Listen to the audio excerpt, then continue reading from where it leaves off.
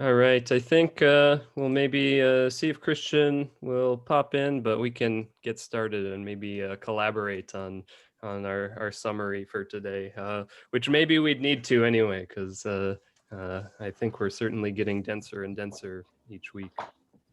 Mhm. All righty. So we finished up the Standpoint of Śūnyatā for this time here today.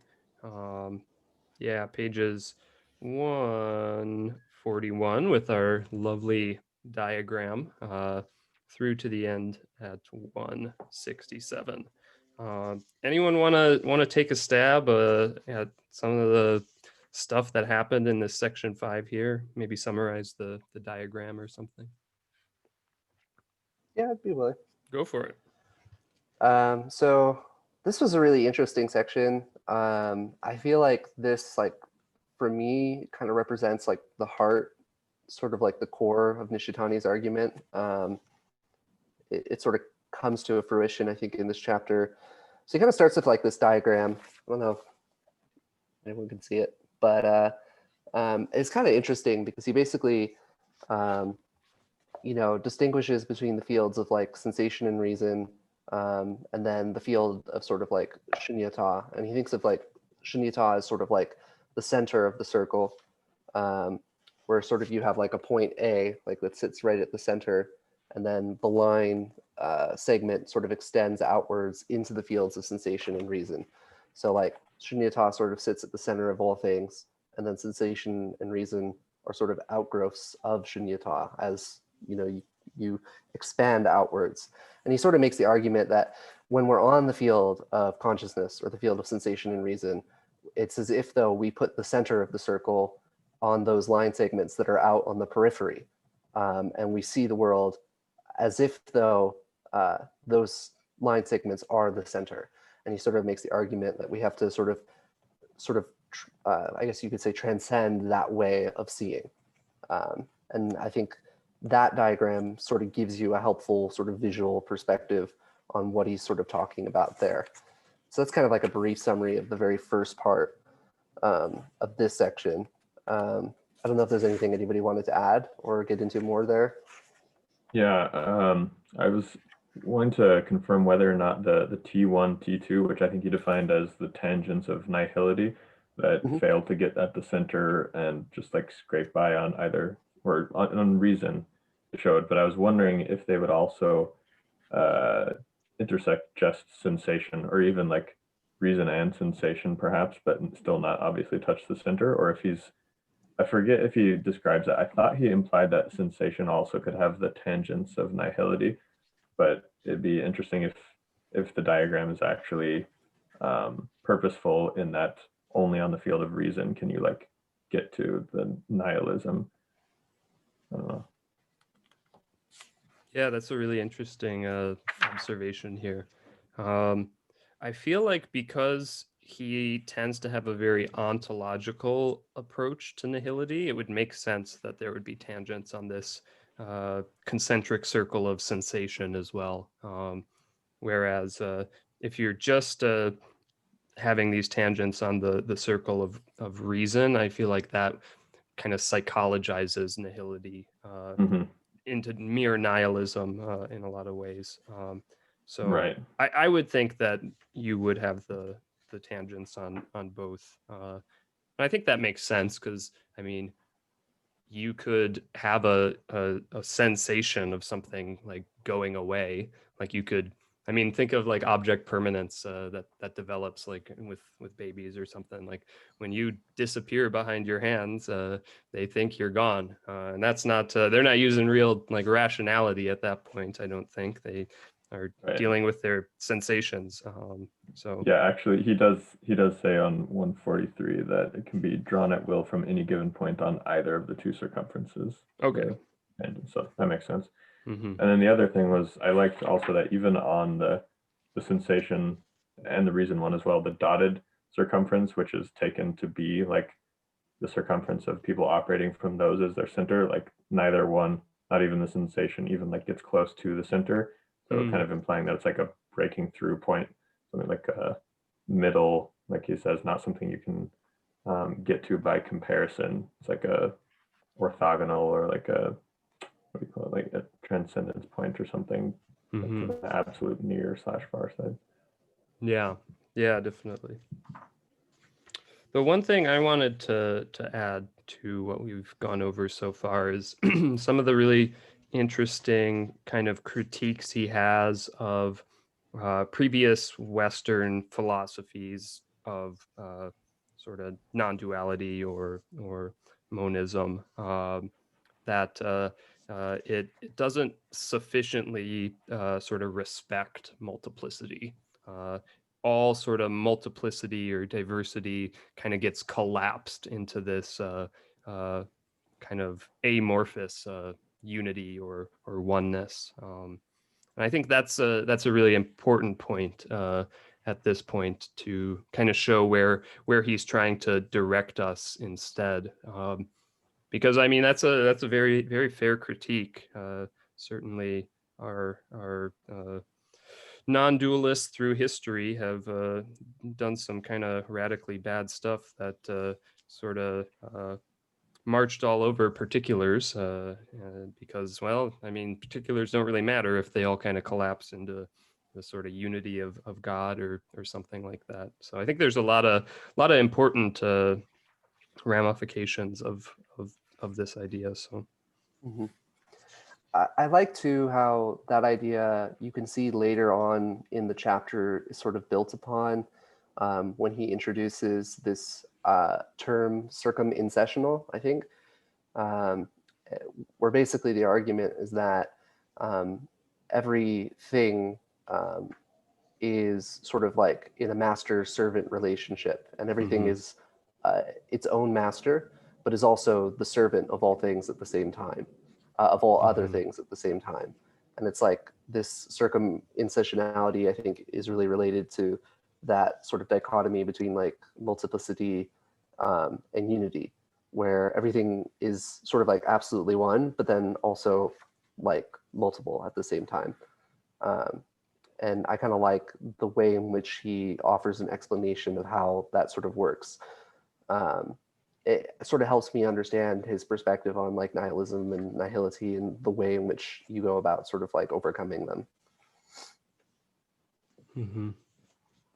Definitely so. Yeah, that term appears pretty early on in this next section here. So should we move on to our section 6? Anything left to add from number 5 here? I think we covered it pretty well.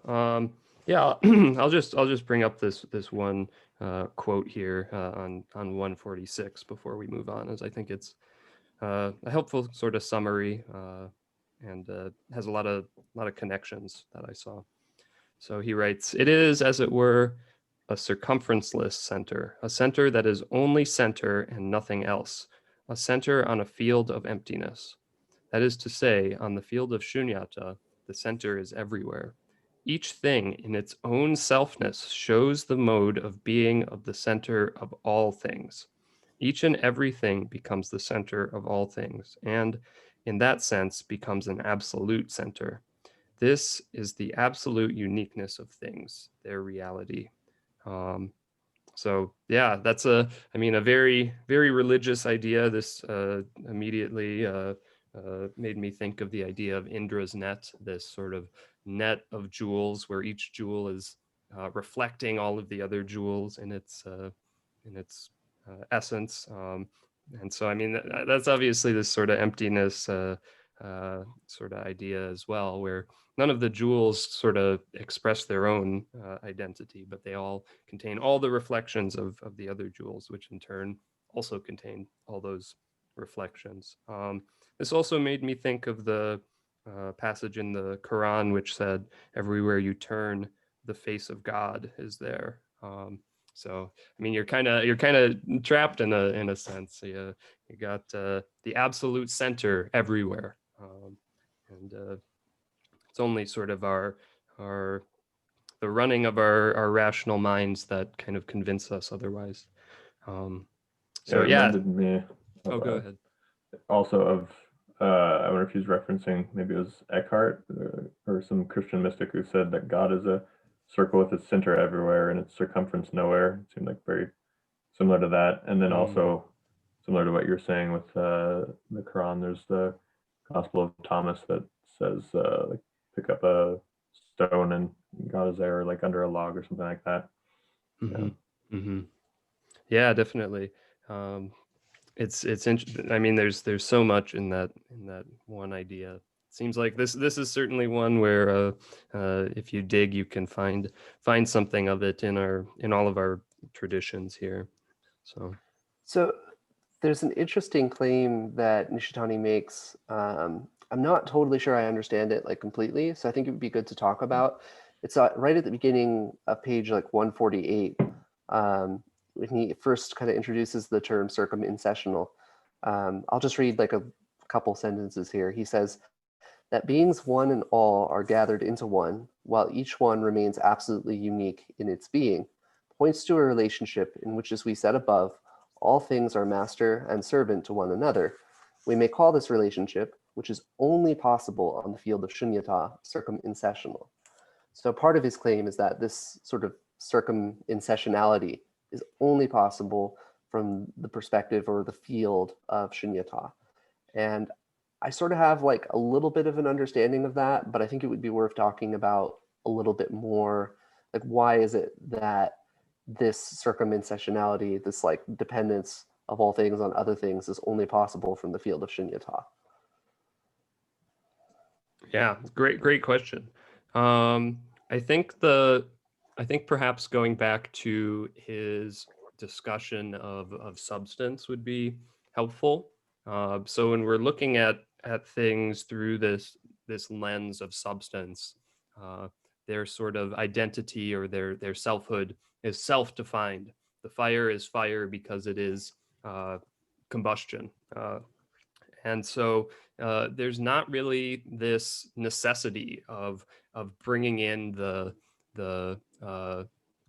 all these other objects, all these other entities, existent things into the picture to understand the self-identity of fire. It's only through this sort of non-combustion that it really clarifies that, okay, fire's selfhood for fire is this non-combustion.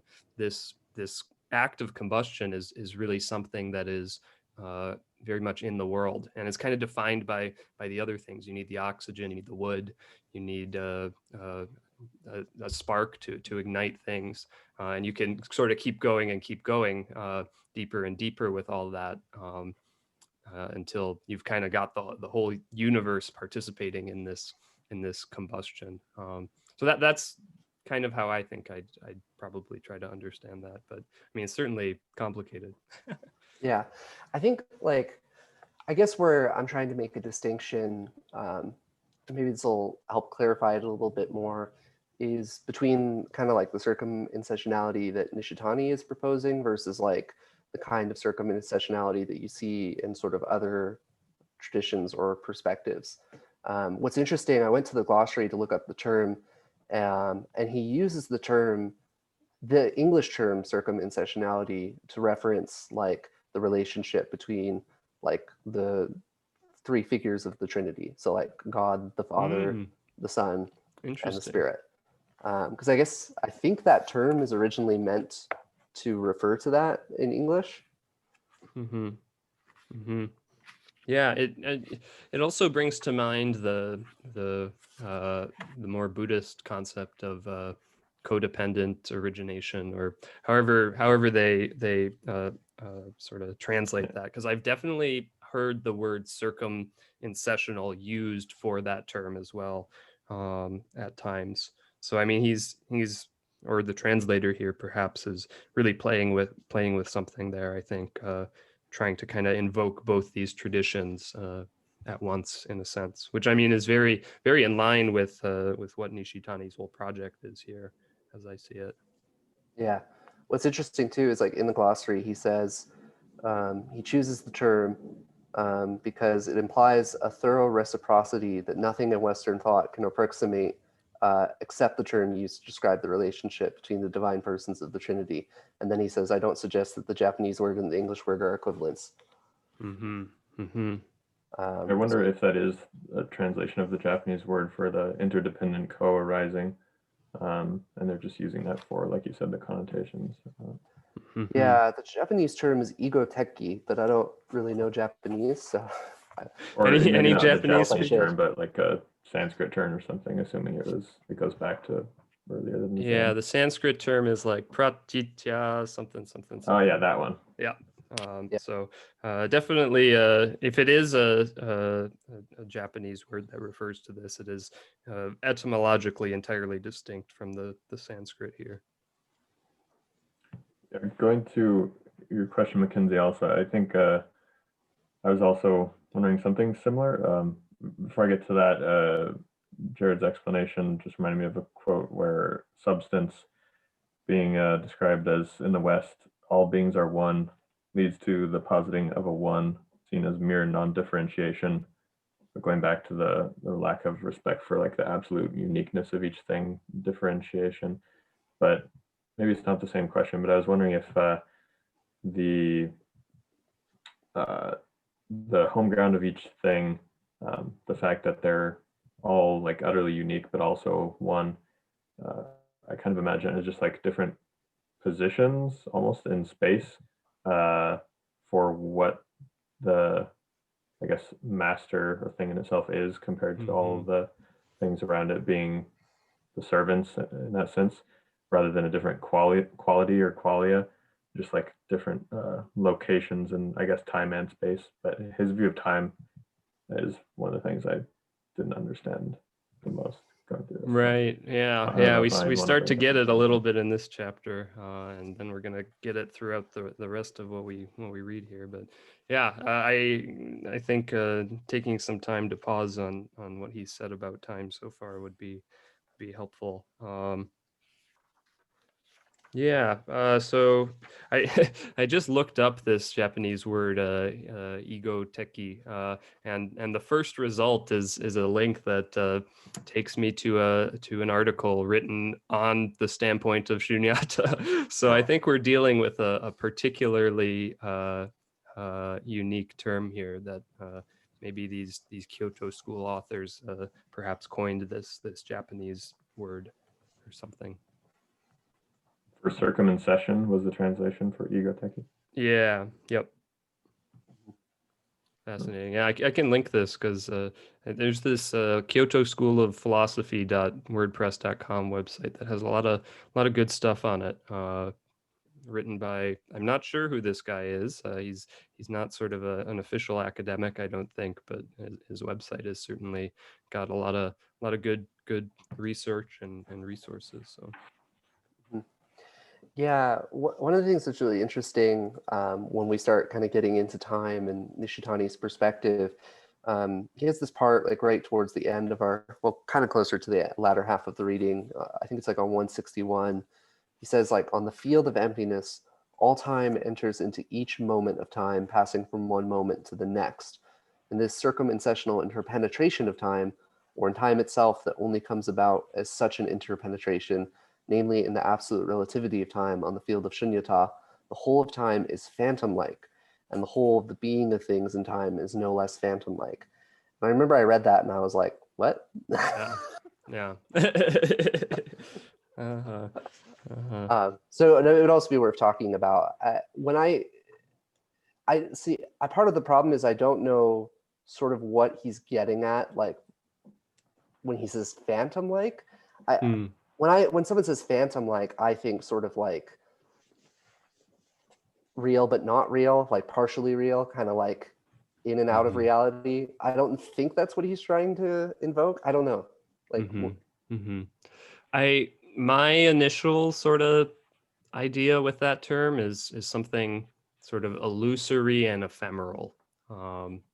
So I mean, he's talked somewhat at length at this point about sort of the real illusion that is things existing, since we're dealing with this being sive nothingness sort of paradigm. So I think that the phantom-like quality he's trying to explicate here is sort of the illusory that is in unity with the real, perhaps. So yeah, maybe it is kind of what like you were saying there. Yeah, kind of related to that, I think right after that he does the with a single thought 10,000 years, with 10,000 years a single thought koan, which I think I'd never been able to grok other than understanding it from the perspective of maybe on the field of reason, imagining the span of 10,000 years in one thought. But I don't think that's what he's getting at. Maybe he's getting at the fact that at some point he says the home ground of the self is in some sense outside of time. So that's like a single thought from the perspective of the home ground, maybe. Yeah, I think that's definitely closer to the essence of it there. I mean, that's a hard koan. I don't know what a good description for a koan is, because hard makes it sound like there's like it's like a problem to solve, but I mean, you're already kind of in the wrong framing then. But yeah, that one is obscure, perhaps is a better term for it. Imagine you show up at the monastery and that's the first one they give you. Yeah. Like, oh no. Yeah. You'll be here a long time. The one with the staff was really good. Oh yeah. That occurred somewhere in here. Perhaps that was perhaps that one could shine some light on this other one. Which one? What page is that on? Do we know? Yeah, let me do some scanning here. I think it might have been embedded in one of those longer quotes. Oh, yes. Top of 158. Yep. Yeah. Thanks. Mm-hmm. Here, I'll read off here. The fact that this staff is a fact in such a way as to involve at the same time a deliverance of the self. In this, the fact appears as a primal factuality. The point at which this fact can be comprehended in a primal manner is the point of deliverance, where one becomes a son of God, a son of Buddha. And then sort of bottom of 157 is kind of the meat of it in its own sort of original text. A Zen master extends his staff and says, if you call this a staff, you cling to it. If you do not call it a staff, you depart from the facts. So what should you call it then? The staff he has in mind is not the sensible wooden object, but neither is it not the sensible object. The staff is always the staff, but at the same time, it is not the staff. So I think that this one really seems to be talking about this idea of the middle that has been kind of an important conception here. It's not the sensible staff, and it's not the sensible staff. Either paradigm you buy into, you're sort of clinging to it from ego consciousness. But that seems to be a recurring theme, is this need to depart from the logical, from the rational. He's trying to confuse us into letting go the mundane and entering into something else, and that's where I get I keep wrestling with him in my mind, which is I don't know if that other, when he succeeds in doing that, are we just confused, or are we really entering into something else? That's the big mystery of the text. I don't know. What does it feel like for you so far? Are you just left in confusion? The knowing of non-knowing. Right, exactly. Like he said, he articulates that same line in kind of several different ways. I don't know. I don't know if what we're bumping into is the limits of human intelligence and cognition, or if it's the doorway to something else that I do not know. I know I just showed up, but can I say something to that? Please do. Absolutely. Okay, it reminds me a little of an idea in Ken Wilber's thought, and I'm not a big Wilber fan, but this is a good idea of the difference between the trans-rational and the pre-rational, right? So just because something is not rational does not mean that it is right. but some things arguably are beyond the rational. So I think kind of what you're wrestling with is which one is this? So the trans-rational would sort of be transcendent of rationality, where the the super pre-rational, rational, the having gone through the process of rationality, arrived at a truth that is greater than reason, right? Versus, basically superstitious or magical thinking, right? Which hasn't even gone through the stages of ordering through reason. So that would be the pre-rational. If I understand him correctly, Sure, yes. Sure. Interesting. Yeah, that makes a lot of sense for Wilbur, taking his sort of very developmental kind of model of these things. You got the pre-rational first, then the rational, and then if you're good stuff, you might get to the trans-rational. I think Nishitani's doing something a little different here, where he's not just stuck in something developmental or something that's like kind of purely bound up in human consciousness, because he has this term trans consciousness that pops up in this one at the bottom of 153, which was really interesting, as well as non-consciousness.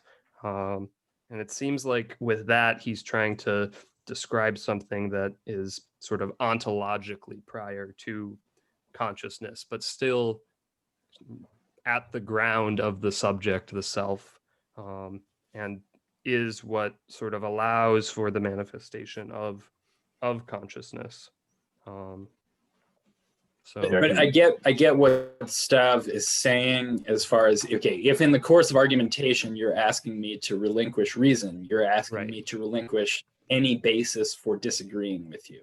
You're basically asking me to buy your argument hook, line, and sinker. Yeah, well, yes, but I mean, I agree with him on his point that there are things beyond rational explanation, and he's reminding of us of that over and over again, and like we agree on that.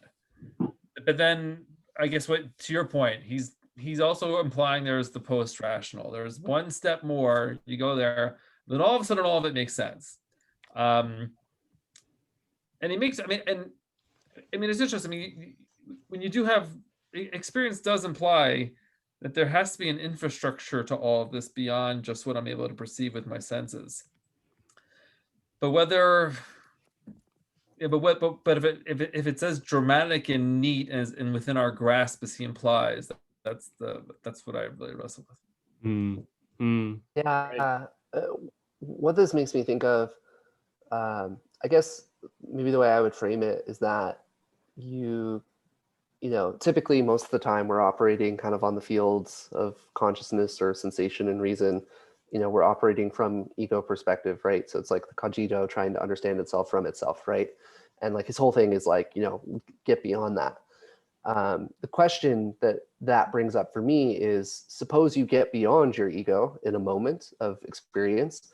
I think the question would be something like, are there multiple kinds of experiences that are distinct from one another that you can have from the perspective of a non-ego?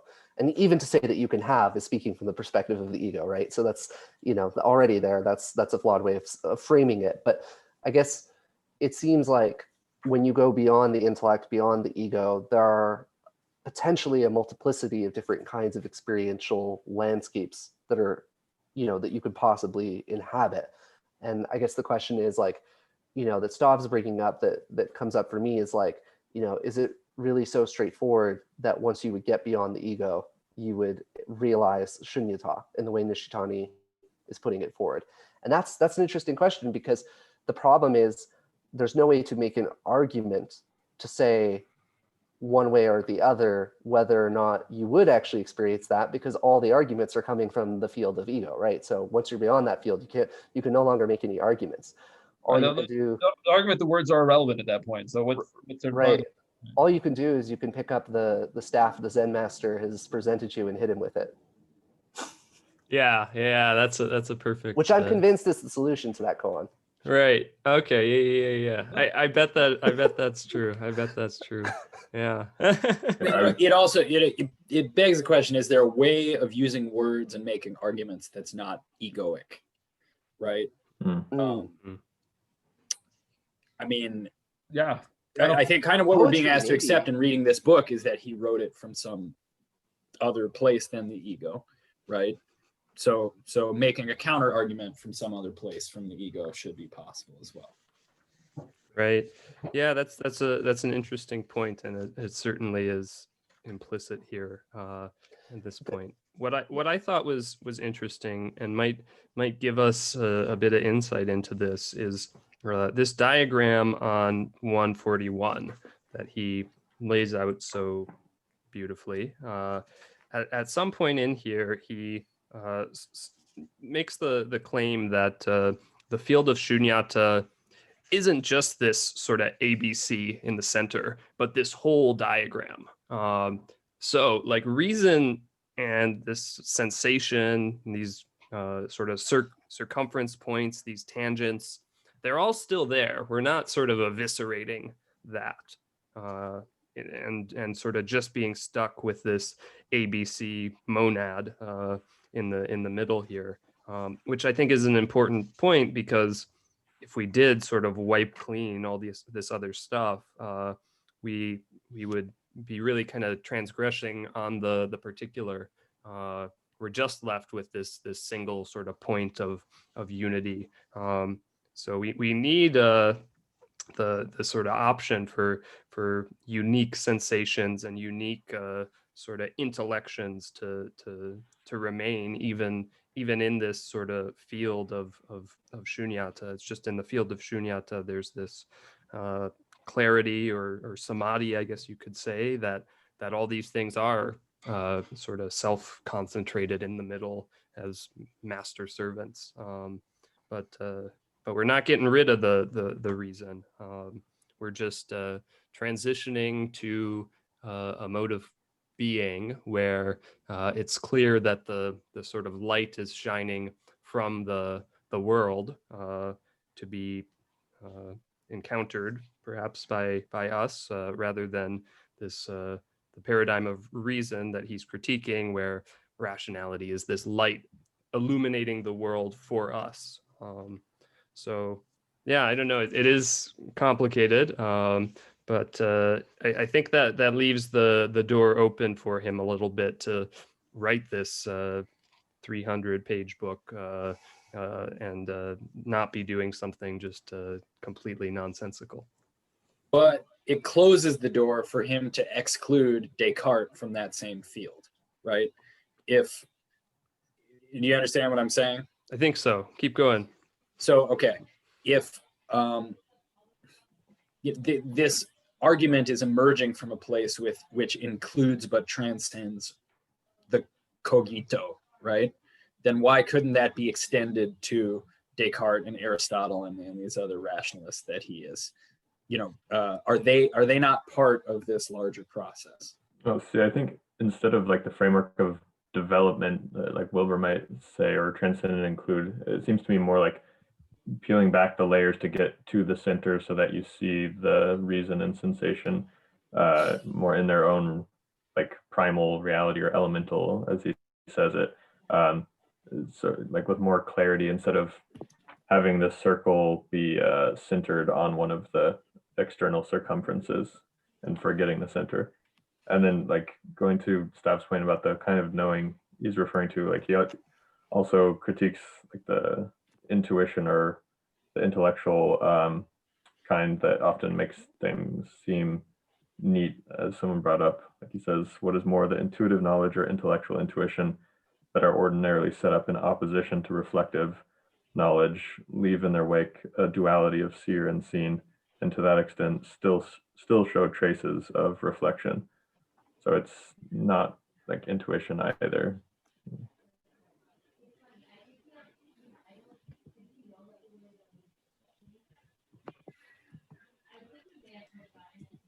I like what you say about sort of like peeling back the layers, and then sort of allowing yourself to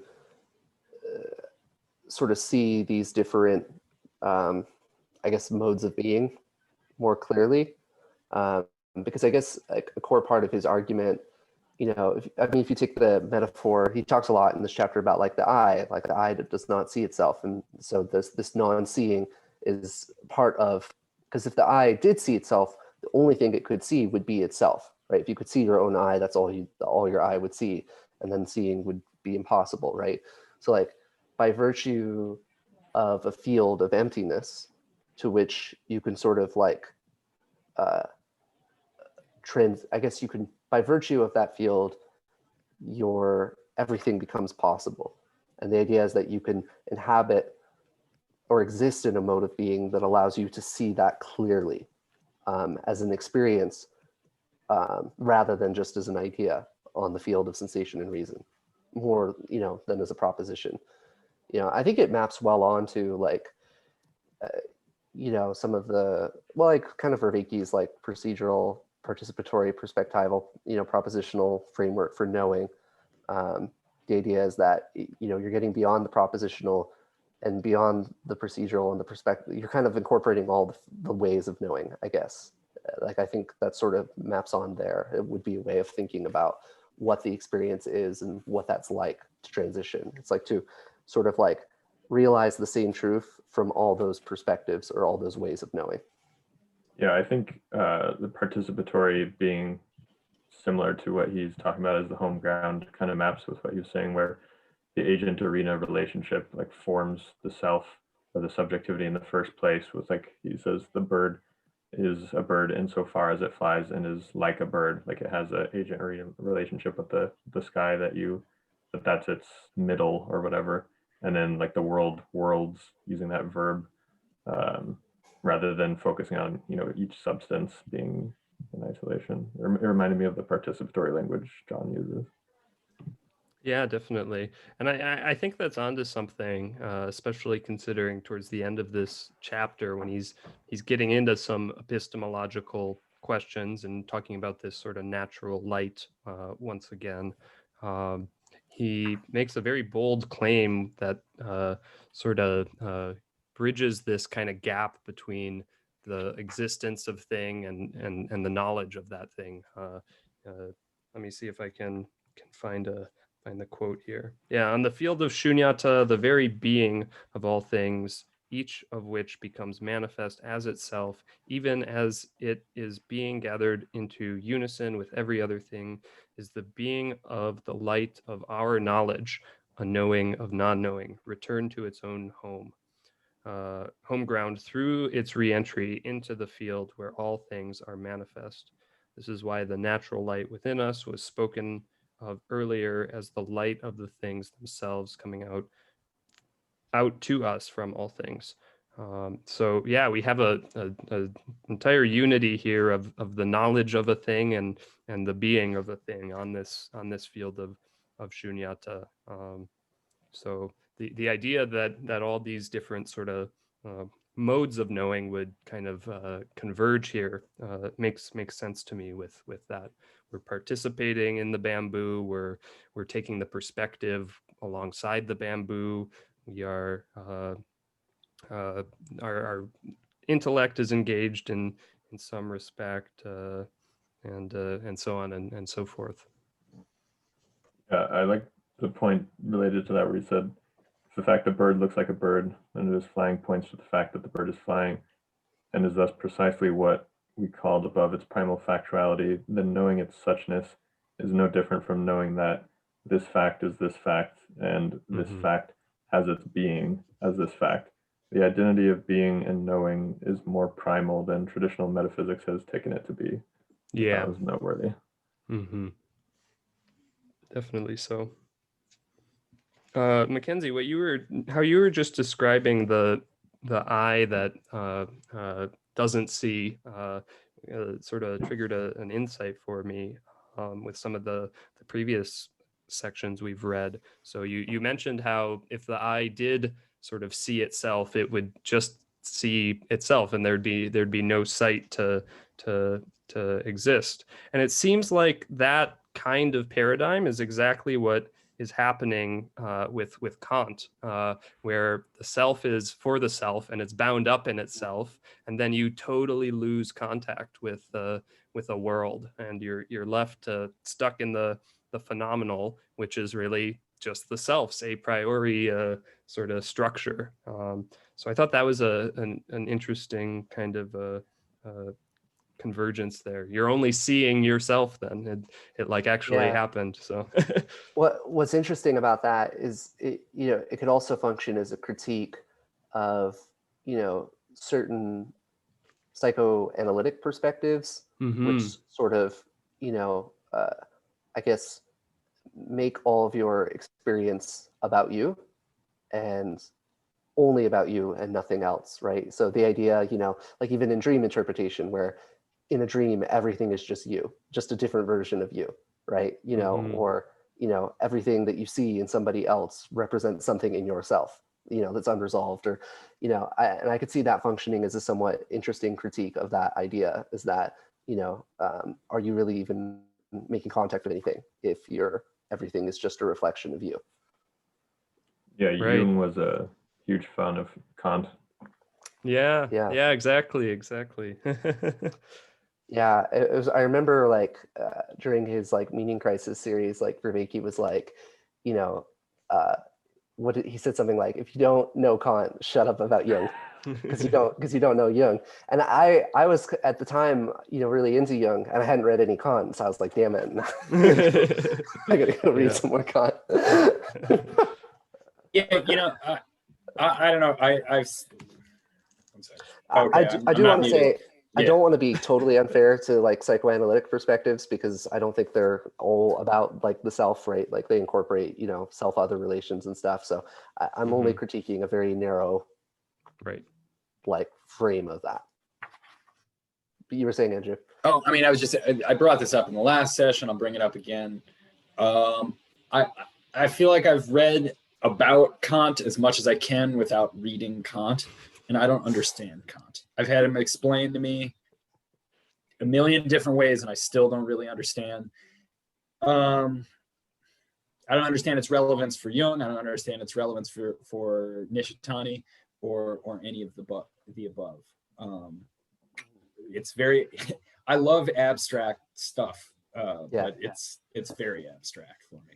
I think as far like my knowledge of Kant is sort of passing, but I think at least I can speak to some of the connection of like Kant and Jung, which is that a lot of like Jung's, it kind of depends on when you read Jung, because his thinking evolves like over time, but a lot of his like writing, Jung is very, how do I put it, reticent to get into metaphysics. You frequently find him saying, well, I'm not making any metaphysical claims. I'm just making some psychological ones because I'm a psychologist and I'm not a philosopher. I'm not a metaphysician. I can't make metaphysical claims. And part of what that's bound to is Kant's sort of idea of like the thing in itself, which is we never have access to the thing in itself. We only have access to our representation of it. So our psychic perception of the thing. Okay. And so like that's sort of bound up to that Kantian idea in Jung, where Jung is reticent to get into like what is the metaphysical status of like something like God. Instead, he'll just talk about the God image in the human psyche and say, we're just talking about the God image as it manifests in the human psyche, and I'm not interested in the metaphysics of whether God really exists or not. But it's interesting because his perspective definitely seems to evolve over time, and like towards the end of his life, I think he was being interviewed, and somebody asked him if he believed in God in the interview, and he responded and he said, I don't believe, I know. And that was all he would say. They asked him more and he just, nope, that's it. So you're like, I mean, the way, in reading like something like the Red Book, it seems to me that Jung had God, at least in his mind, was sort of like a direct experience. And so for him, it was no longer a source of belief or not belief. It was just, I've had a direct experience, so I know at least that to which people are referring to when they say, do you believe in God? Something like that.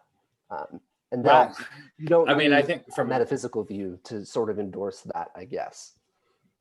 That's so I mean, Okay, epistemologically, that's a problematic statement to say that because you had an experience, you know something, right? You're believing in the experience. That's not a form of direct knowledge.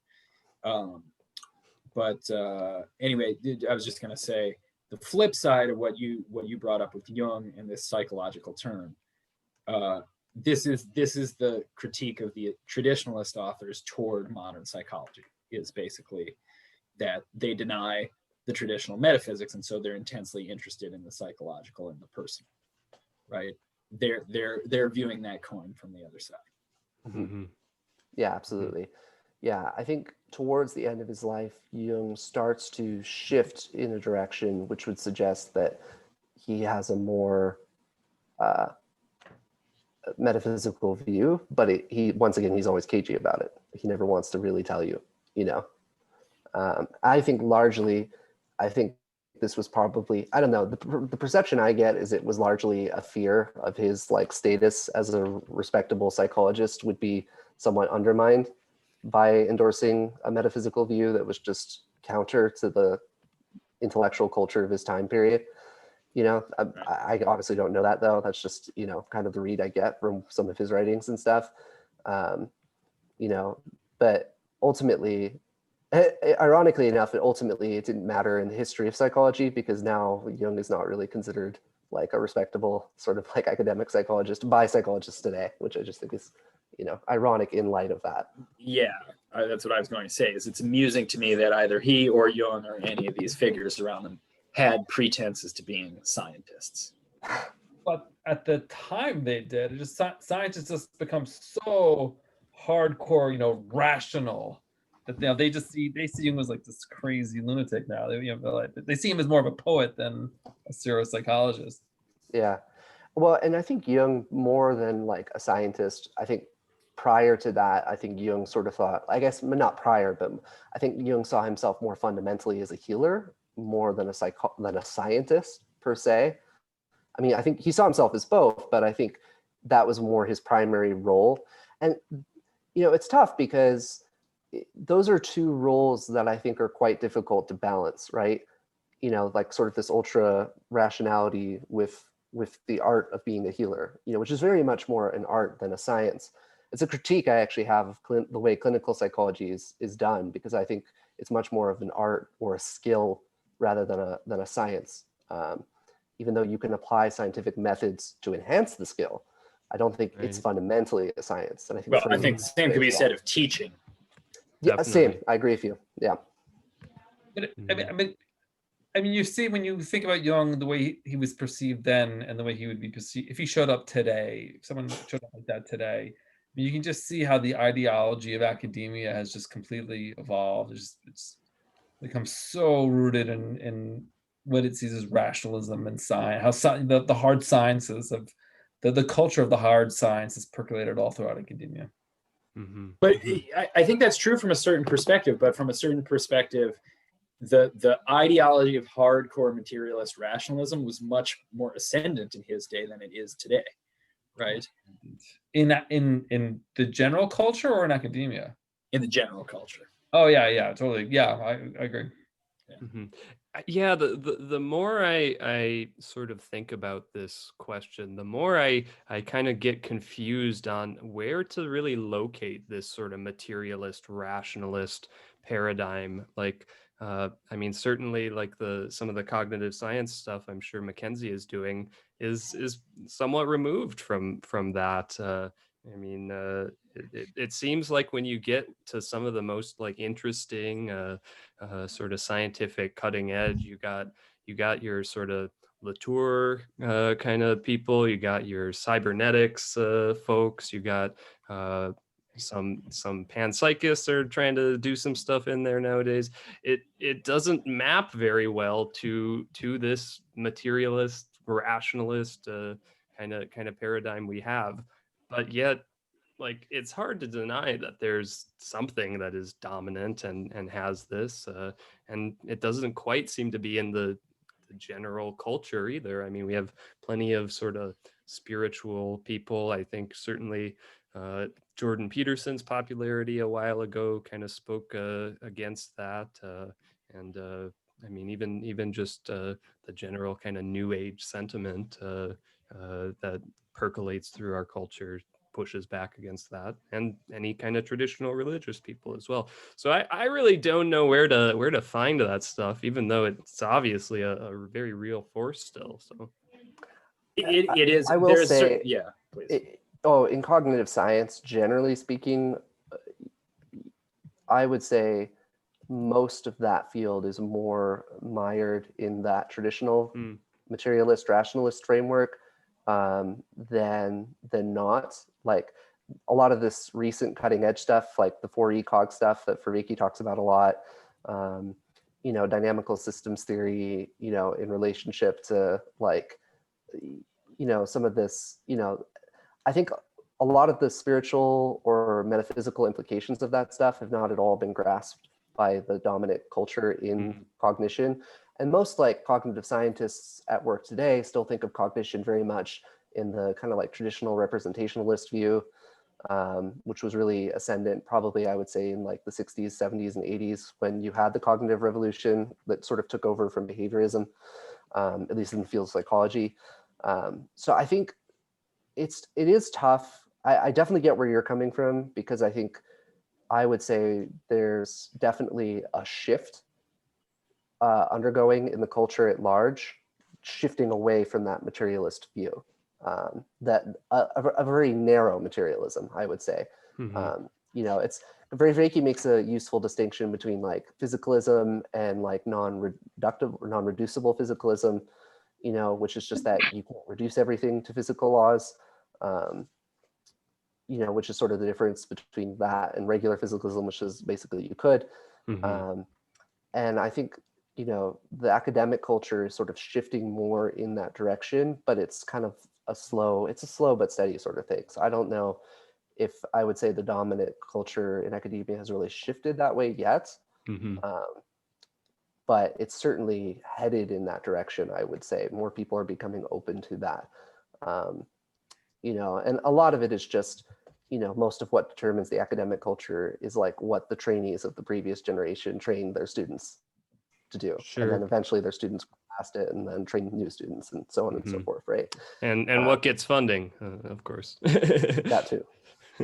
I think it's also often the case that you have two trends going simultaneously, that it's not a unilinear sort of thing. Again, thinking of trends in the teaching field where, certain constructivist and progressive ideas about education are more accepted than they've ever been theoretically, and they've also never been less well represented in actual practice. That if you look at what's actually going on in the schools, it looks like behaviorism circa 1960, even though that's not, academics don't really espouse those ideas. There's other reasons why these ideas predominate. Yeah. Well, one example of this that I find somewhat amusing is that, like, you take the idea of like learning styles as a concept, and like all the most recent psychological research has basically, debunked it completely. Like we don't have learning styles really. Individual people have preferences, but like those don't really translate into distinct styles of learning, and they don't, and teaching people to those styles doesn't improve their performance at all, really. But yet in most schools, people are like, yeah, learning styles, woohoo, and it's like all the research is like, no. So it takes time for these things to percolate, and they go different directions at different times and stuff like that. One thing I do think is interesting that's kind of embedded in a lot of this spiritual stuff, and I'm not the only person to make this observation, but it definitely seems there is a stronger emphasis on like embodiment in like academic, like religious, secular, spiritual spaces, like kind of broadly, culturally, seems to be a greater emphasis on that. I don't know. I don't think I really started to notice that until maybe like 3 years ago. But I don't know. But I think that's interesting. I'm curious to see if that continues.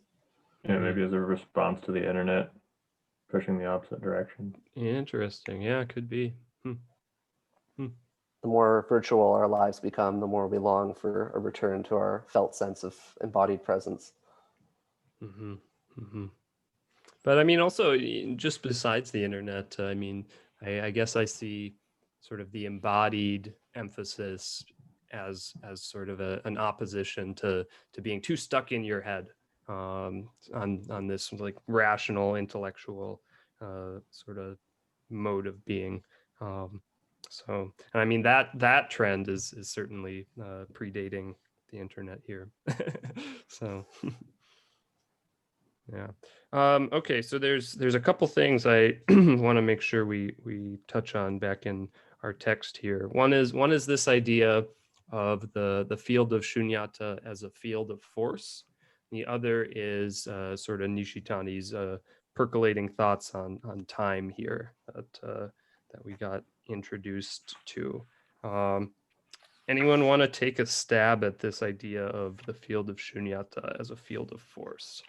Yeah, can you remind me what page that was on again? Oh roughly? boy, let's see. 150. It was kind of all over. It was scattered about. There's one where 150 he for sure. yeah, where I think he uses the term physis to refer to nature. Yeah. 150 is definitely a good spot for it. In sort of the middle of the page there. I'll read just a portion of this actually, because I think it's interesting.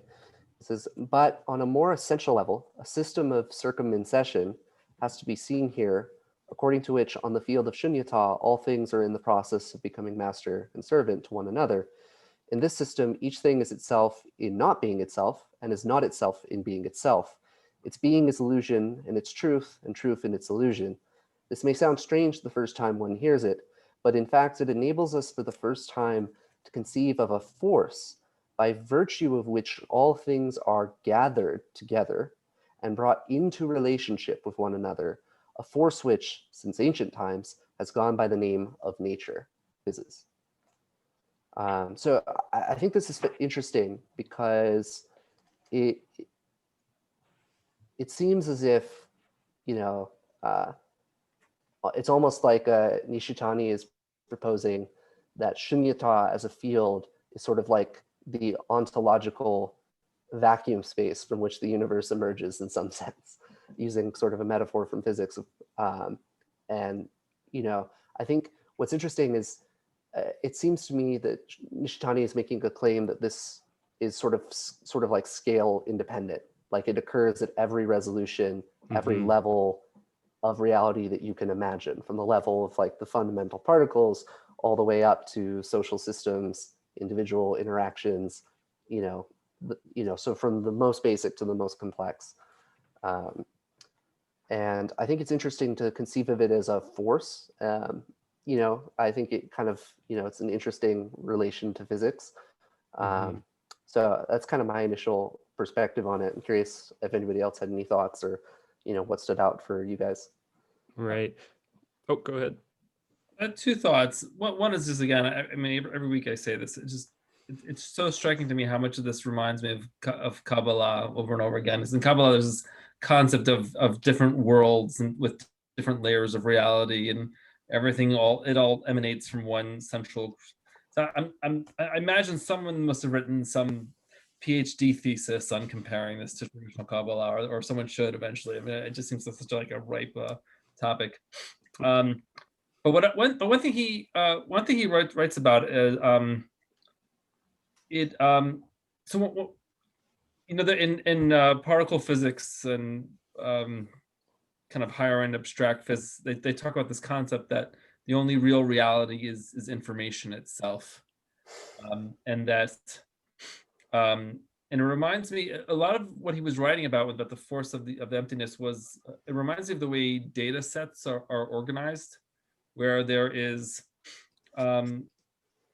like, before you know whether something is hot or cold, there's the concept of a temperature. And so then, when you organize data sets, there's not just the variables, but you decide the type of variables. So like before you decide whether something's hot or cold or blue or red, you're deciding, oh, there's color, there's heat. So like there's this higher dimension, which is the dimension of what dimension you're picking, which seems to imply that they're all these attributes fit into a higher architecture. They're organized in a more macro level perspective. That seems, for me, that's what he seems to be getting at. But I might be projecting things I know from elsewhere onto the text. No, I think that that works really well. Like this idea of the sort of primary fact. That seems to be what he's kind of talking about with that terminology. The when he talked earlier about sort of the non-hotness of heat, it's just sort of the the I don't know how to put it in any different words than he used, but I think that lines up with what you're saying here. And so, I mean, our kind of picking and choosing of what we're gonna be using to as schemas, you could say, to get these sorts of intelligible worlds. That seems to line up very much with what he's saying here. Yeah, on 158, he has this little bit talking about the facts again. He says, when a fact is on its own home ground, it is a fact without bottom. There it rises above anything that might provide a root hold of support. On whatever dimension one seeks to make a ground of its cause or reason or purpose, not only in matter, sensibility, life, and so on, but also in discursive understanding with its categories, speculative reason with its ideas, or even the will to power as a metaphysical principle. One is unable to reach the facts themselves on their own home ground. So he's critiquing all this sort of rational sort of schemas we can use as overlays on these primary facts that are always sort of existing. The non-heatness of heat. So Yeah, that bit on 158 makes me think of just talking the nature of consciousness in terms of how you deal with attention and the nature of time. Like at each moment, you can only like focus on one thing. I don't know if that's what he's getting at there, but that's what I always interpreted that as. Mm. Interesting. The bottomlessness of a fact, I mean. Mm-hmm. Mm-hmm. Hmm. Yeah, and I mean that takes us maybe back to that koan, one thought, 10,000 years, 10,000 years, one thought. That bottomlessness is, I don't know, it has some relationship with time there, in some way. I thought it was also interesting how you described it as a force, since a lot of the more stereotypical associations of emptiness or shunyata is like very passive. So I kind of liked that power aspect of things being linked together, kind of speaking to the circumcision once again. Mm-hmm. Also, maybe Stav could write that Kabbalah Sunyata paper comparing them. If I was a younger man, I would, but I'm busy with other projects. Sure. Yeah, one of the things that interested me about this force language is, I mean, force that to me very much sounds like something that's a being. I mean, not in a like kind of materialist way, but it's certainly something we could analyze with this concept of substance and look at in that sort of lens and having some essence to it. So I think What would that the essence language, of a force be? yeah, good question. I think it would, I mean, certainly it would depend on the particular force. But I mean, something along the lines of organizing or ordering in a way.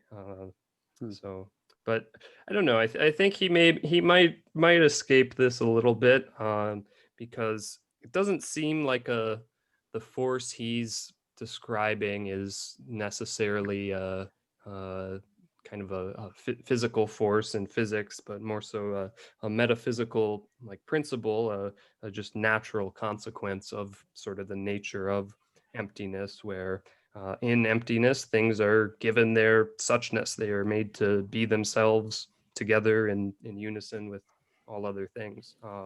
So yeah, I don't know. It's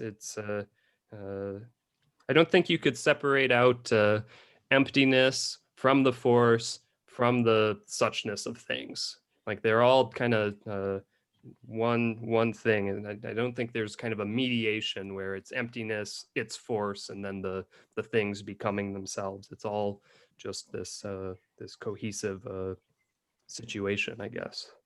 So So I'll tell you the big difference between kind of like Eastern and Western metaphysics, and it's here as well, where there's like different layers of reality, and somehow we kind of spontaneously leapt out of these higher orders, whereas in the West, no, nothing's spontaneous. There's a creator God. There's a creator. There's some guy or something that gave a push, and he gave a little push, or he's really active day to day that we can debate, and he might be here right now. We don't know. That's there's a whole conversation in the West.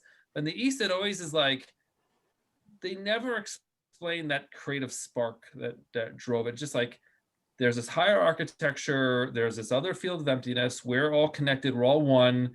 But it just kind of is. And I'm always kind of troubled by that. Like I always feel like the West is always in denial to what extent there's so much out of our control, but the East is in denial that wait, there's a creative spark here. Like why is there this insistence on avoiding God? Why is there this insistence of there being some type of active agent in this whole drama?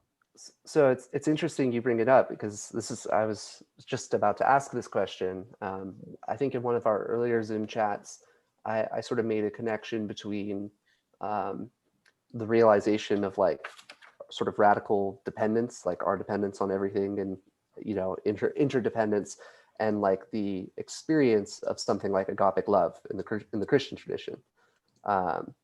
And so what makes me wonder about this in relationship to this passage is, that realization of the interdependence of all things is a realization that, like, sort of experientially speaking, takes place, sort of like on the field of like something like emptiness or Śūnyatā, in its like deepest sense. And so it makes me wonder if like the force that Nishitani sort of talks about here, from the standpoint of Śūnyatā, could be understood as like God from a theistic Western perspective, and how much of a mapping there is between those. Because at least coming from Mormonism, like, Mormonism, you're like, no, definitely not. Like God is actually, and Mormonism is unique because in Mormonism, God is actually embodied. Like God has a physical body of flesh and bone. Like that's actually a core doctrine in the tradition, which is not the same in the rest of like Christianity and the theistic world. So I'm a little like, I always have to remind myself of that. Just because that my earliest concept of God was always rooted in his embodiment. And so, yeah, I'm wondering like if that's reasonable to make that leap between them. How, if you were to like propose that to like, how many like Western theologians would be like, yeah, I could see it, or like, definitely not. In Judaism, you totally reconcile it. And actually in what he's describing is you can very much reconcile with the Kabbalistic concept of God. There would have all these debates about vocabulary words and nomenclature, but at the end of the day, it would align a lot. For me, the more interesting question is, does it matter whether you choose to describe this in a theistic context or not? I am not meaningful. See? And the analogy is so in Chinese martial arts and Chinese cosmology, okay, it says my internet connection is unstable. Can you hear me? Now, right when you said that, yes. Before that, not so much. Well, we'll see if it's a problem again. Sure. Go ahead. Okay, so in the Chinese cosmology, you have this idea of the qi, right? And I've gotten in lots of very interesting conversations with people on both sides of that divide of whether there is this force called the qi. And kind of the conclusion I've arrived at for myself is it really doesn't matter. It's not material from the perspective of learning the martial arts or the healing arts. That you can choose to learn them from the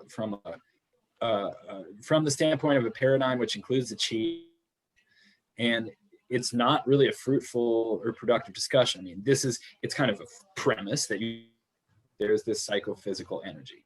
And if you're not starting from that premise, you're starting from some other premise. But I've never been successful at persuading someone that it is not real. That matters any outcome in the film. Really with the stick non-theist. I think we lost you again, Andrew. Oh, we lost you. Yeah. It's a shame, 'cause I really liked what you were saying. Okay, can I keep struggling? Yeah, I think you're better now. All right. Okay, so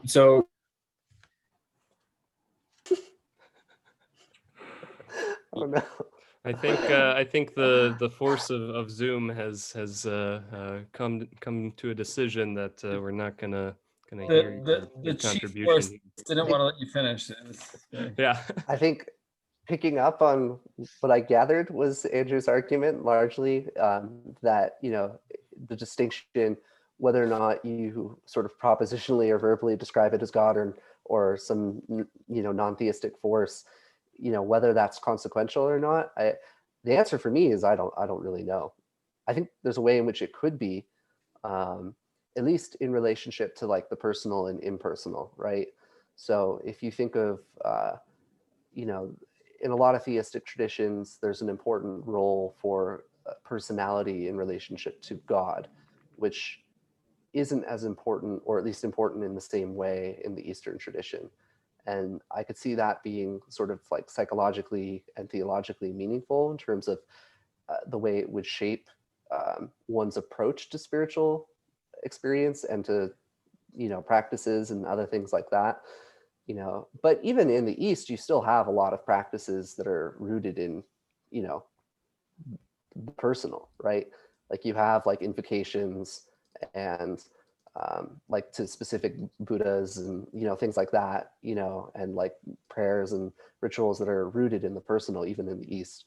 So I guess it's just a matter, you know, metaphysically at the bottom of all things, do we think of that creative spark in a personal or impersonal sense? And whether that matters ultimately, I'm not sure. That's a question I've thought about before, though, and it's interesting. I can't say I've decided one way or the other. What? Okay, can you hear me? Yep, Yes, I can hear you you're now. looking fluid now.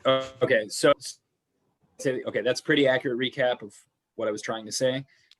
Kind of the conclusion I came to for myself is that I'm going with the theistic argument because that is the cultural matrix that I operate in. So that is a meme which is out there in our culture, and I don't think you could unthink God if you tried. So I kind of spent a period of time wrestling with the non-theistic Eastern conception, and it just didn't make any sense because I'm not from the East. Yeah, that's a good point. I mean, personally, I think in some respect that's probably what draws me a bit more to Islam versus the Far Eastern religions, just because it still does operate in this this God idiom, but it's not in the same way that we have in Christianity here, of course. But I feel there's a lot more sort of ease of dialogue and empathy with our other Abrahamic traditions here, coming from that standpoint versus a Buddhistic one, for example. Even though there's so much that is valuable there, and especially in spots where the theistic traditions are not the strongest. Yeah, I think we're gonna have fun with this last chapter, especially because he's gonna dig into some of that more explicitly. But also, I may have shown this before, maybe all of us weren't here, but there's a good book that was just republished on Nishitani's thought, and it's an anthology of essays, and there's one in particular here. God and Emptiness, an experimental essay that deals with this really explicitly in trying to kind of reconcile emptiness and a theistic conception of God. And I have a digital copy of that one, so I'm sending it along. Thanks. Oh, that's great. That'd be great. And we just need to acknowledge that, in the West, probably the most abused word in the entire language is God, and it just it means such crazy different things to different people in different contexts. And I actually feel like when people in the East say it's not a creator God, it's not God, what they're really talking about is kind of the most childish depiction of God that for better or worse gets the most press in the West. But there's 1,001 different shades of God that actually you can really reconcile quite well with the Eastern conception of the divine and the transcendent. Yeah, no, definitely. One thing that's interesting, and I'll be very brief about this because I don't want to turn this into a therapy session. But I definitely find, like, personally, there are different elements of my personality that are attracted, in different ways to the theistic and the non-theistic conception. Like, there's something about the non-theistic Eastern conception of, ultimate emptiness out of which all things arise that has a very aesthetic quality that I'm deeply resonate with. But like conceptually, sort of propositionally, argumentatively, I lean more towards the theistic way of framing things. And I think that's largely just the way I kind of like, tradition I grew up in. But there's definitely, it has an allure and a pull in a kind of aesthetic way, I guess, that non-theistic conception I find very tempting. So that's why I'm sort of caught between them, I guess. Yeah, so Andrew was saying as well. Yeah, I tend to see the theistic language as like potentially helpful for people psychologically to get a grasp on things like Nishitani or like Meister Eckhart are talking about when he talks about like the Godhead and the experience of like mystical experiences and so on, and then just culturally dependent what helps people. Like Vervaeke, I think, has a great phrase I always use, that it could be psychologically indispensable but not metaphysically necessary to use certain language to get at some of these concepts. And there's a passage here that was potentially relevant where he was talking about Goethe says that things will pass, that things that will pass are metaphors of the eternal, yet so long as there's nothing like an eternal thing to serve as its archetype, the metaphor as such is the primal reality or fact. It is metaphor even as primal fact, and primal fact even as metaphor. Then he goes on to talk on the staff. So I could see the argument for that being interpreted as assuming we don't have direct access, or someone hasn't had a mystical experience of like the eternal or God, that the metaphor is like a primal fact and a reality for them in like as a subject. With his getting rid of the distinction between like noumenon and phenomenon in some sense for like the middle. That's a huge topic. Can I add one thing on the previous subject? Please. So, okay, when we're considering the theism of the West versus the non-theism of the East, I think it's important to consider that the substratum of Eastern thought is theistic. And this non-theistic turn in Buddhism is a relatively late arrival to that scene. Now, of course, the Vedantic theism is different from Abrahamic theism, but I think they are more similar than different in that this Buddhist turn is more the exception than the rule, even in the East. And I mean, even in Japan, where you have this very non-theistic Zen tradition, it's right alongside Shinto, and they are largely syncretic culturally. So, I mean, Shinto and Shingon Buddhism, right? Which is super Vajrayana. Right. Is that related to Pure Land?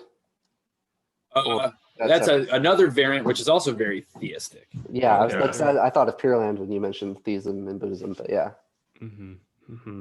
Yeah, interesting stuff. So, yeah, it's. I mean, it's hard to find a it's hard to find a like cultural instance of a purely sort of non-theistic religion religious expression. I mean, yeah, I mean, even in sort of Taoism and your Chinese religion, how far away is the Tao really from a creator God? It's creative, certainly. It's ineffable.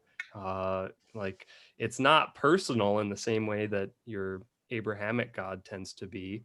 But I mean, looking at Eckhart's Godhead, I don't know where the distinction really might be there. So That Chad Hansen guy who I shared last week, he would definitely say that it has nothing to do with any theistic idea or anything that we would Interesting. recognize from an Indo-European Right.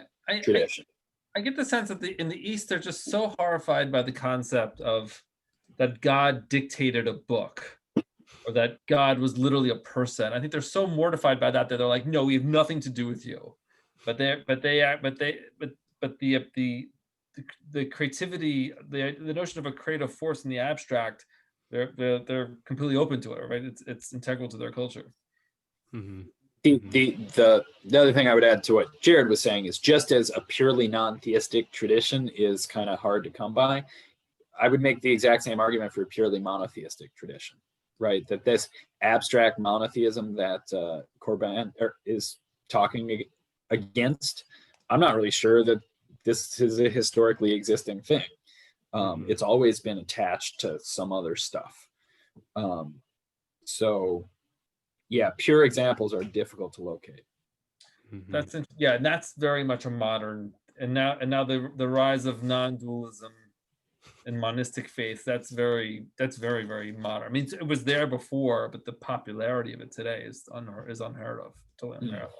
Mm-hmm. Yeah, I like Alexander Bard's argument that polytheism is kind of the original state, like as hunter-gatherers, but that at this point, like both monotheism and polytheism, or as he calls it, eventology and nomadology, are kind of both integral in such a way that if you try to get rid of one, the other will creep in some way, like surreptitiously, like the saints in Catholicism being the polytheistic equivalents, for example. Yeah. Mm-hmm. Yeah. The angels. Yeah, I mean, I think that also really opens up the question, okay, when we see polytheism in indigenous religion, is that the same as the polytheism that we saw in the classical world? Those are really different religious expressions, if you ask me. Yeah, I mean, you could say they're just completely different kinds of polytheism, maybe. I'm not sure. Are they different? I mean, even I'm just so struck that in like Christianity, and I know in Judaism, like we say monotheistic, but we see so many different powers and entities. Like there's a whole pantheon, and maybe they have different names, like they call them sphirot or angels or saints, but like it just seems like a really natural state of being that there's more than one God, there's more than one entity at work. There's an army of different characters that are influencing my life. So then what amuses me is the different explanations for why, this is not polytheism, right? Yeah, kind of like Hinduism's explanation where it's just different masks for Brahma or whatever. I'm not sure how it's different from the Hindu explanation. And that's just the explanation. That's Judaism has its same explanation. Oh, these are just different emanations of the one true one. But there's this admittance of like our day-to-day reality is fractured. There's clearly more than one power at work here. Yeah, and I think that's interesting and something that Nishitani wants to push back on a little bit in terms of like just collapsing all these things down to the God, the one, some kind of absolute unity. Like let these emanations, let these things be some things in themselves,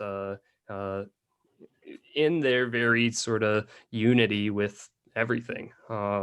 So it's an interesting move he's trying to make, but I think it's quite helpful because you can get into some dicey situations, dicey waters psychologically in trying to always fall back on that explanation. I especially in the Christian West, I feel like having tried to enter into some of that kind of religious sentiment myself, I always bumped up against this really difficult sort of reality. Like okay, I just had a really lovely sort of religious or spiritual experience. It was entirely outside of church. It had nothing to do with the person of Jesus Christ. And that just, there's some dissonance there. Like when then I go to the actual Christian church, have a nice sort of liturgical experience, but it doesn't live up to whatever I just had with some friend or just in nature.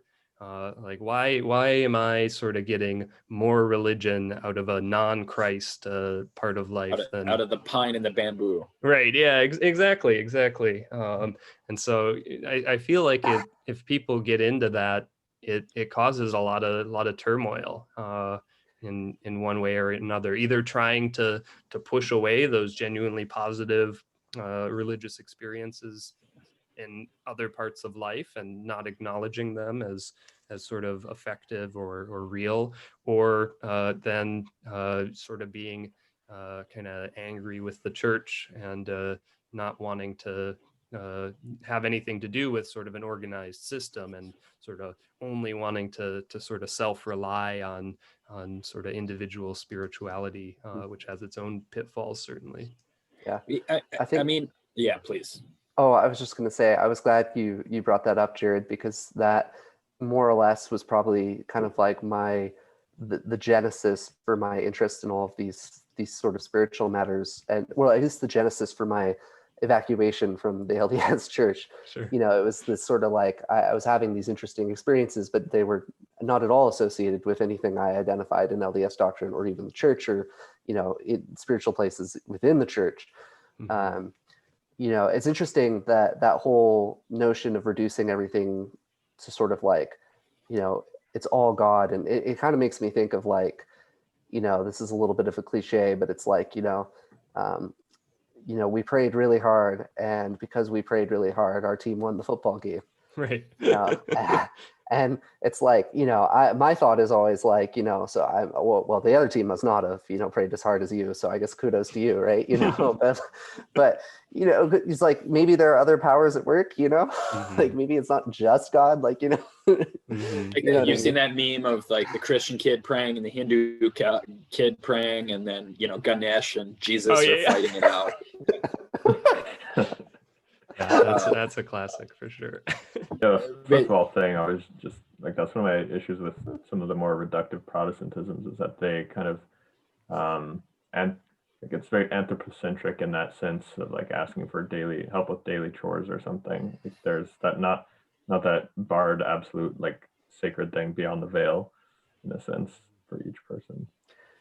Believe it or not, actually, that example I bring up is somewhat amusing, because it actually comes from a real life story where there was someone I knew. It was more of a friend of a friend, but in the church, and they were having an issue with their belief precisely because they had prayed really hard and lost a football game. Oh wow! Not actually, I'm not exaggerating. That was actually like, and Wow. my friend told me about this, and he was like, yeah, he's having a hard time with it, and I was like, I didn't know what to say. I was just like. So this is the person the new atheists have been complaining about. Yeah. I don't know. They are hard questions, though. Oh, go ahead. Oh, just so, I mean, what you brought up, Jared, is basically, it goes to the necessity or lack thereof for organized religion. Mm-hmm. And, kind of the conclusion I've come to in my own life. Okay, so I don't purport to speak for the will or intent of God, right? But if I just look at the feedback that I receive from the world, I can only conclude that what God wants from me is not the type of transcendent religious experiences that you describe.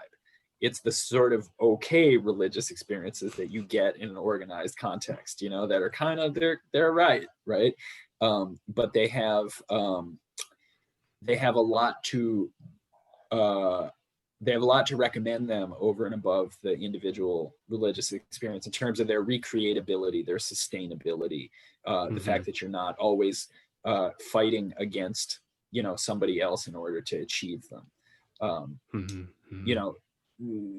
They're there seems to be some sort of evidence that like this is the behavior that is desired for us because it's what keeps getting rewarded and perpetrated. Yeah, that's an excellent point. And I think just looking at some of the sort of disconnected from organized religion, new age kind of sentiment, I mean, there's so many people in that who are like obsessed with having mystical experiences, like personally. And it's like, okay, you like, cool, good for you, good on you for being so good at that and spiritual, but like, I don't care. Like what? And those are the people who I've found are like most likely to be in this sort of paradigm of what you would call like spiritual bypassing, where you come to them and they're this wise person who's had these mystical experiences, and you say, oh, I'm having a really hard time with my job and my family, and all they say is like, oh, like, well, everything is just one, you shouldn't feel bad. And it's like, that's like the least helpful sort of response you could get. It's not empathetic. All it basically says is, I am like above you because I can do that apparently, but not sustained ever, of course, like when the rubber hits the road there. But yeah, I mean, so there's a lot of issue with that. And so yeah, I'll take some kind of boring post-church coffee hour experiences of genuine connection with other human beings that's not sexy or dramatic, but it's real and sustainable over those the hippies with their sort of egoic mysticism. Yeah, I really like that.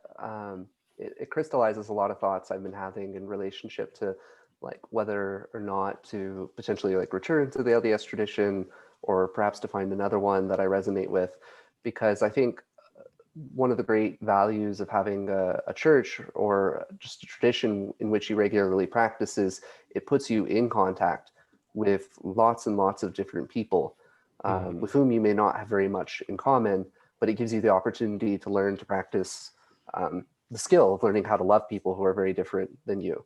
Yeah. And who in some cases may not always be very easy to love. Or who might have a lot in common with you in ways that you don't want to acknowledge. That also, yeah, that's also true too. And I think like, you know, it gets to I think Jonathan Pajot talks about this a lot, like the importance of having like a tradition that scales so that it can be practiced by anyone from anywhere. And entered into by anyone from anywhere, no matter what their level of like understanding or comprehension or intellect or even interest is. And you know, I think all of that's really important in a genuine sort of religious life, and you know, and that's not really compatible with this like super esoteric, let's seek after mystical experiences, you know, let's dive deep into the Eleusinian mysteries kind of you know, way of being. And it's one thing, I guess, to add on to that, it seems that in a lot of traditional contexts, the people who were having the sort of the peak mystical experiences were very much having them under a very strict sort of initiatory disciplined framework in which you had a very small minority of people who were investigating these things in very carefully designed, ritualized, disciplined contexts. And I think that's probably one of the worst things about like the sort of like new age modern spirituality, is that it's totally removed from the aspect of like ritual and discipline and you know, that kind of stuff. Like, I mean, maybe not always, but I don't know if that is true. I'll tell you that the people who had mystical experiences who ended up respected did it within the tradition. So there were people who went through all the hoops and crossed the T's and I's, and they were completely respectable. They had a mystical tradition. They're like, oh, well, that mystical experience we're going to take seriously as a group because this guy was so within the fold. Right. But then there were tons of other people who were just the lunatics, and they were institutionalized or killed or whatever because they weren't respectable. They were just seen as nut jobs. And so you have a denominator problem. Yeah, so there. I mean, I'm sure there's tons of other mystics that we just recognize as the insane. We Right. think of as the insane. Right. Yeah. Yeah, and I mean, you certainly had people who were not particularly in the tradition and got chosen by God to have a mystical experience just sort of spontaneously, but then they, following that, like entered into the tradition. And I think that's something that the New Age paradigm perhaps lacks, where like, yeah, you get these people who are perhaps genuinely very, very spiritual, but they don't then enter into the same kind of communal and traditional kind of initiation that mystics in the past, even if they were sort of more spontaneously entered into this sort of enlightenment or whatever you might want to call it, had. So Yeah, Well, also, it's in the nature of these experiences. You don't know what sort of mystical experiences the accounts receivable lady has had at work, right? yeah, absolutely. I do think. I mean that's a joke, but I do think they're a lot more common than we're led to believe, because I think most people who are having them aren't talking about them. yeah. They know to keep it to themselves. Yeah. Yeah, and I think that like the autodidacticism, as Viveki calls it, which lacks a container or community, has those issues, as you guys pointed out. But I think also the like sterilization of a lot of the Western religious frameworks are kind of cause people to try to inject some new energy with them, like psychedelics being one pathway.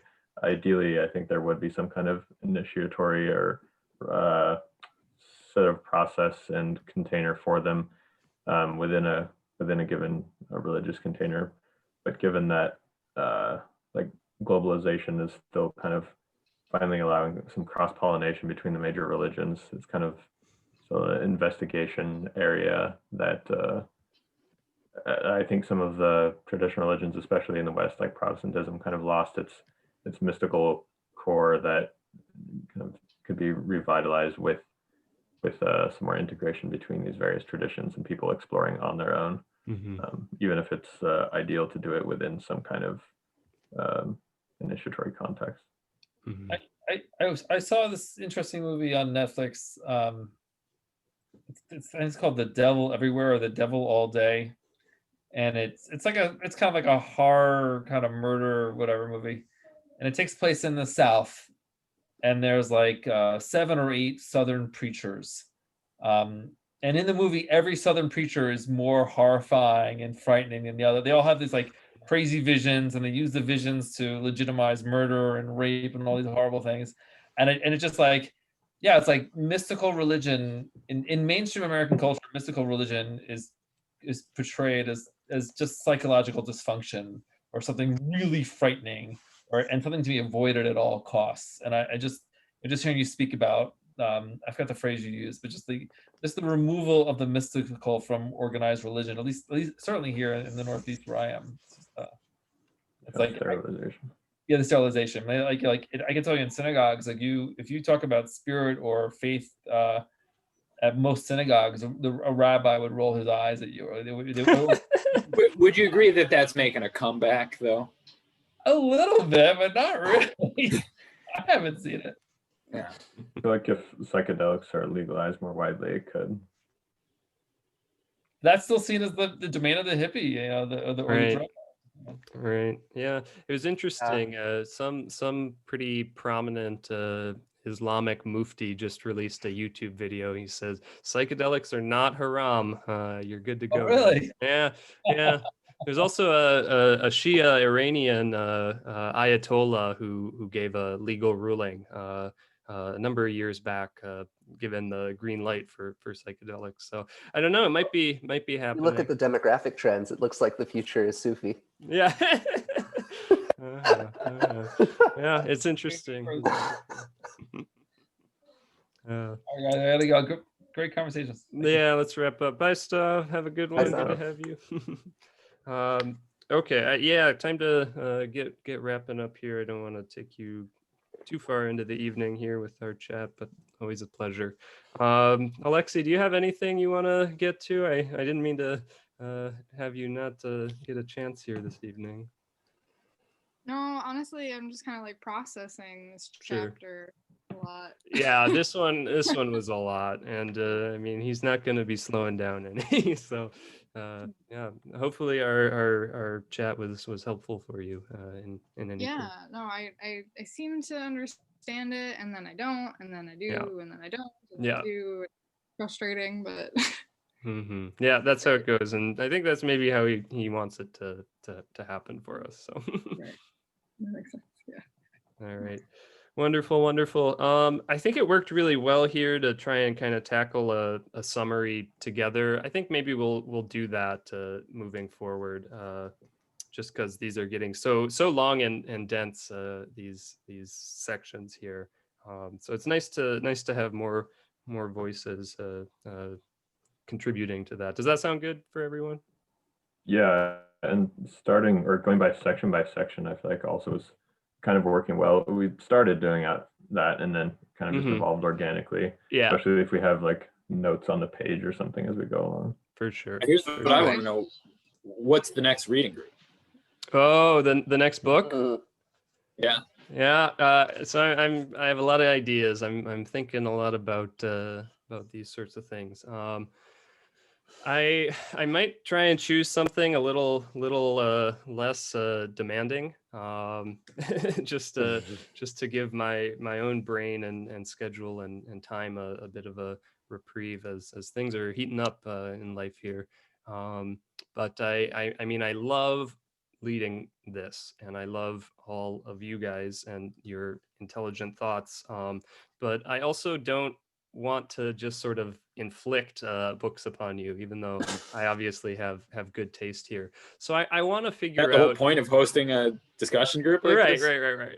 No, I want to try Do a and poll. Let's see anyone wants. yeah. That's what I was thinking. My thinking here is to try and start organizing a bit more of a platform or community where it's not just me that can choose some books and lead, but if any of you would want to say, hey, here's a philosophy, religion sort of text that I would love to lead a group around, because I know there's certainly a lot of people in my network who would be interested in this sort of stuff. So figuring out how to kind of build something that would allow all sorts of conversations and courses like this to go on would be really awesome and rewarding for me. So I'm percolating thoughts. I don't have anything for sure with that yet, but two things I would love to read and I think would fit really well. I'd love to try and read some Whitehead. Maybe his process and reality if we're feeling particularly ambitious. And then I'd love to read some, I think his name is Vattimo. He's an Italian philosopher, living Christian guy. And he's got this sort of idea of weak thought. And so it's kind of an interesting take on metaphysics and what it is. And so I'd love to check out some of his stuff. I think it'd be quite consonant with Nishitani. Some of the secondary research I read on Kyoto school stuff seems to like to draw him in as well. And definitely a sort of another side of the coin from the traditionalists who are very much like strong metaphysically. So yeah, I'd love to check something out by him as well. I mean, there's a lot of stuff. Maybe René Girard, the kind of modern Christian theologian who has all this stuff about violence and scapegoating, and so yeah. I mean, there's lots of stuff I'd love to do, and I'd love any input you have. So yeah, I was planning to read some Whitehead right after we were done with this, so that probably gets my vote. Okay. Whitehead gets my vote all too. those sound good, interesting. Okay, I might need a couple of weeks break maybe. Sure. Oh But, yeah, absolutely. But yeah, I don't know, and I don't know. There's a lot of possibilities. Like certainly, what we've been doing is tackling some long and arduous texts here. as a very kind of cohesive, intentional group. But it could be interesting to do some more kind of one-off discussions on something that's more like an article length thing, and be able to bring some other people in too as well. So it's less of a really long commitment. But yeah, I don't know. I care about making sure that like it's a good sort of size, people wise. We're able to have good culture here. Everyone's able to mesh well. But yeah, I don't know. I love doing this. It's one of my favorite things in life right now. So thank you all for that. Yeah. All right. Any other thoughts here before I sign off? One more, but maybe I'll save it for next week because it could get long if it's discussed. I don't know. Do we have time? Do we want to wait a couple minutes here, Connor out? Okay, yeah, I kind of do I'm in too. favor. You got me too excited. Oh, okay. So on 162, he says, in addition, that the world comes into being as a single totality, as a single world, means that it originates in a circumsessional interpenetration with many worlds, in quotation marks. This world of ours is one relative world. Any number of other possible or actual, in Leibniz's idiom, possible or compossible worlds are conceivable. And on the field of Śūnyatā, where they can be conceived, each such world is able to reflect all the others without ceasing to be the real world that is of itself. One world comes into being on the field of Śūnyatā as a field of absolute relativity. So I'm wondering whether he's saying that each thing's home ground constitutes a world, and therefore there's like near infinite numbers of worlds in terms of where that center is, or if he's like giving credence or providing argument for like the many worlds hypothesis in physics. Yeah, it's kind of not clear there. It seems a bit more likely that he's talking about this kind of home ground perspective on it, that sort of each thing from its own perspective kind of has a world. And I mean, certainly just from kind of human perspectives, like you live in a very different world if you're in a different point in time or a different like actual society. So I think that's what he's talking about. It might be perhaps helpful to know more about Leibniz thoughts on this. I think that would perhaps clear this up. But maybe he is talking about alternate realities. Yeah, I feel like the Leibniz thing wasn't that crucial to his main statement. And I know somewhere else, I think later, he says something about all like potentiality is infinite or something. And when I read like this and that part first going through, I remember growing up, I was always very interested in hoping that other worlds of fiction existed somewhere. So the many worlds hypothesis was very attractive to me. So when I saw this, I was like, is that Pokemon? what he's getting at?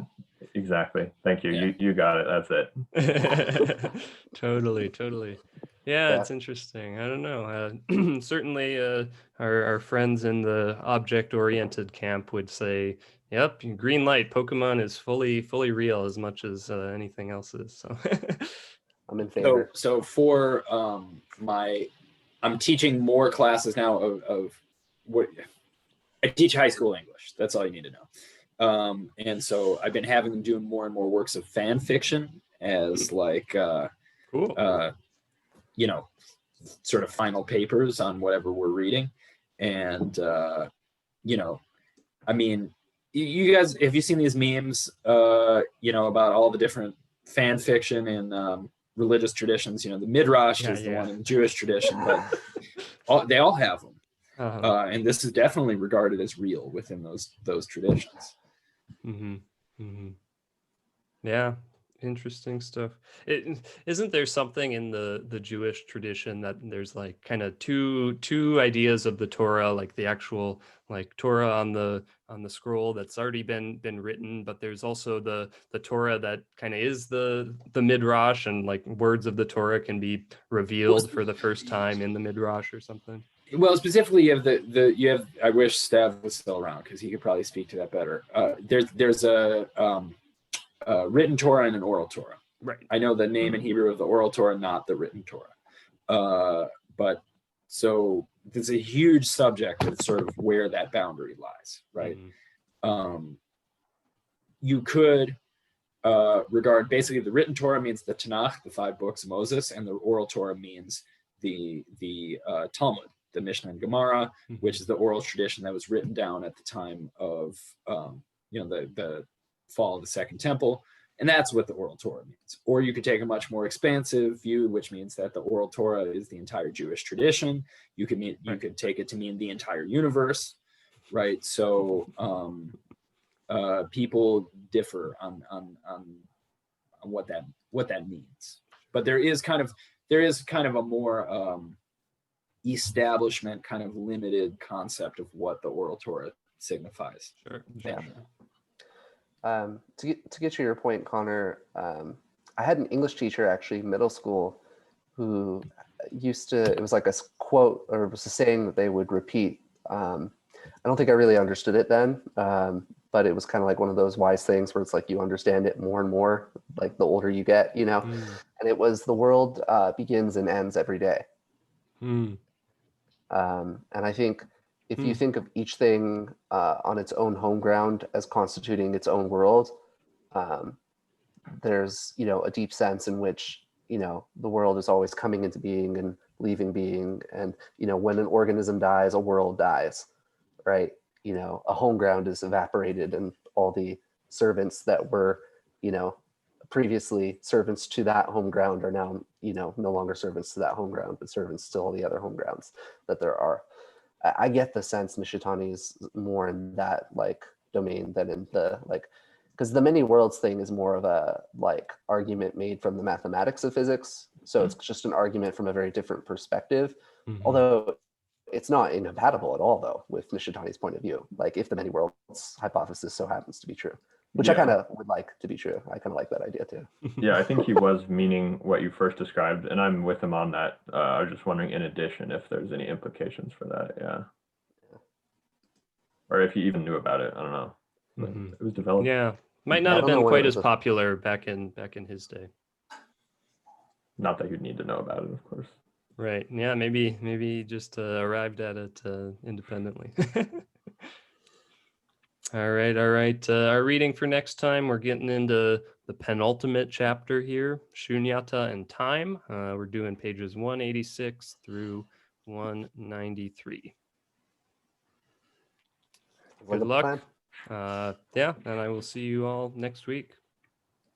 Be well. See ya. See you guys.